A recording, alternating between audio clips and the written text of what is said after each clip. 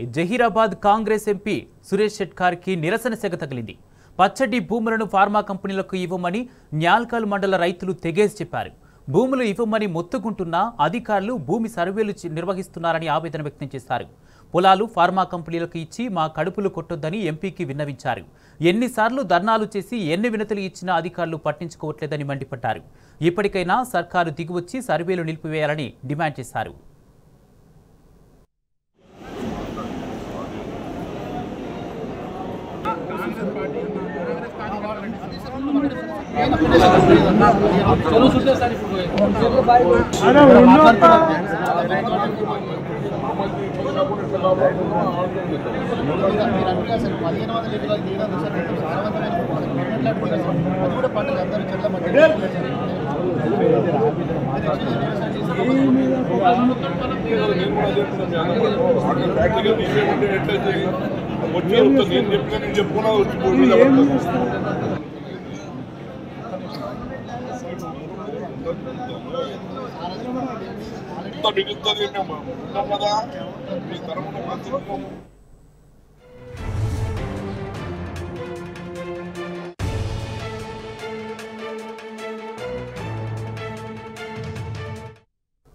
Zaheerabad Congress MP Suresh Shetkar కి నిరసన సెగ తగిలింది. పచ్చడి భూములను ఫార్మా కంపెనీలకు ఇవ్వమని న్యాల్కల్ మండల రైతులు తెగేసి చెప్పారు.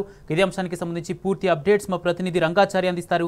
రంగాచారి, ఎంపీని ఎందుకు అడ్డుకున్నారు రైతుల డిమాండ్ ఏంటి? Kumar, good afternoon. Zaheerabad MP Congress పార్టీకి సంబంధించిన నాయకుడు సురేష్ షెట్కార్ కు రైతుల నుంచి తీవ్రమైనటువంటి నిరసన ఎదురైనటువంటి పరిస్థితి జహీరాబాద్ పట్టణంలో ఈరోజు జరిగింది. ఈరోజు జహీరాబాద్ లో కళ్యాణ లక్ష్మి చెక్కుల్ని పంపిణీ చేయడం కోసం ఆయన జహీరాబాద్ పట్టణానికి రావడం జరిగింది.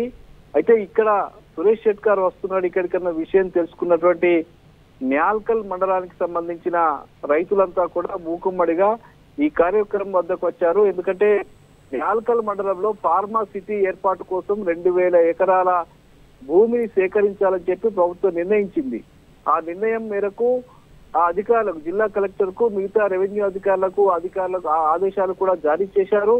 2000 ఎకరాలకు సంబంధించిన భూసేకరణ రైతుల వద్ద నుంచి సేకరించాలి అని చెప్పిన నేపథ్యంలో గత 10-15 రోజులుగా న్యాల్కల్ మండలంలోని పలు గ్రామాల్లో సర్వే కార్యక్రమాన్ని కొనసాగిస్తున్నారు అధికారులు. ఎక్కడైతే ఈ ఫార్మాసిటీ ఏర్పాటుకు సంబంధించిన నిర్ణయం జరుగుతున్నదో అక్కడి నుంచి భూములు సేకరించడం కోసం సర్వే చేస్తున్న నేపథ్యంలో గతంలోనే ఇక్కడ స్థానికంగా ఉండేటువంటి ఎమ్మెల్యే, బీఆర్ఎస్ పార్టీకి సంబంధించిన ఎమ్మెల్యే మాణిక్రావు ఆధ్వర్యంలో పెద్ద ఎత్తున రైతులు ధర్నా చేసినటువంటి పరిస్థితి. ఎట్టి పరిస్థితుల్లోనూ ఈ ఫార్మాసిటీ కోసం ఇక్కడ భూములు సేకరించొద్దు అని చెప్పి వాళ్ళు చెప్తూ ఉన్నారు. ఎందుకంటే ఒకవైపు భూములను తీవ్ర స్థాయిలో నష్టపోతున్నటువంటి పరిస్థితి ఒకవైపు ఉంటే తమ బతుకులన్నీ రోడ్డులో పడతాయి.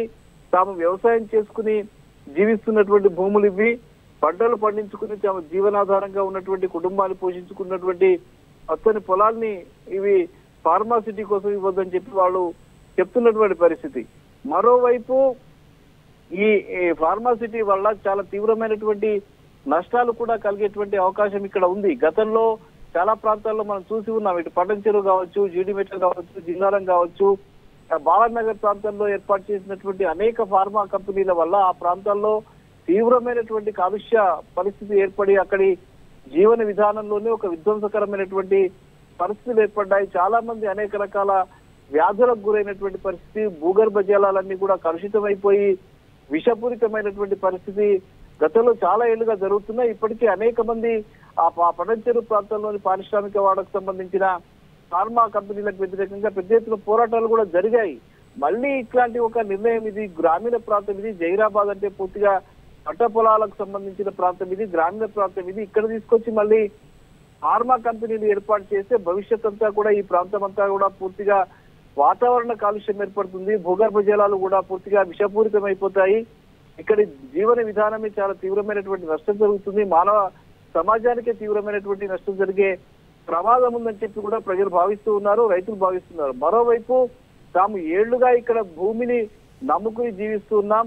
ఇక్కడ జీవించడానికే భూములు ఉన్నాయి. పంట పొలాలు వ్యవసాయాన్ని ఆధారంగా చేసుకుని మేము పంటలు పండించుకుని జీవిస్తున్నటువంటి పరిస్థితి. ఈ భూములు పోతే, ఈ భూములు తీసుకుంటే మా జీవనాధారం ఏమిటి, మేము బతికేది ఎట్లా, మా కుటుంబాన్ని ఎట్లా పోషించుకోవాలనే ఒక ఆలోచన మరోవైపు. ఈ రెండు కూడా అక్కడ తీవ్రమైనటువంటి వ్యతిరేకత వస్తున్నటువంటి పరిస్థితి ఉంది. గతంలోనే జైరాబాద్ కు సంబంధించి చాలా గత ప్రభుత్వం ఇక్కడ చాలా రకాల అంటే ఈ ఏవైతే కాలుష్యకారక సంబంధం లేనటువంటి పరిశ్రమల్ని ఉత్పత్తి కారక పరిశ్రమని ఏర్పాటు చేయాలనే ఒక లక్ష్యంతో అక్కడ జైరాబాద్ ప్రాంతంలో కేసీఆర్ ప్రభుత్వం అక్కడ భూములు సేకరించి పెట్టింది. ఆ భూముల్లో మీరు మంచి పరిశ్రమలు ఏర్పాటు చేయండి, ఒక బయోకు సంబంధించిన ఏవైనా ఏర్పాటు చేయండి, అట్లాగే ఈ వాతావరణ కాలుష్యంలో ఇబ్బంది కలగకుండా, భూగర్భ జలాలు ఇబ్బంది కలగకుండా ఆ ప్రాంతంలో మీరు సెజ్జిలో చాలా వేల ఎకరాల భూములు అక్కడ ఉన్నాయి, అక్కడ ఏర్పాటు చేసుకోవడానికి అవకాశం ఉంది. కానీ ఇక్కడికి వచ్చి మళ్ళీ 2000 ఎకరాల భూమి ఎందుకు సేకరిస్తున్నారు, కారణం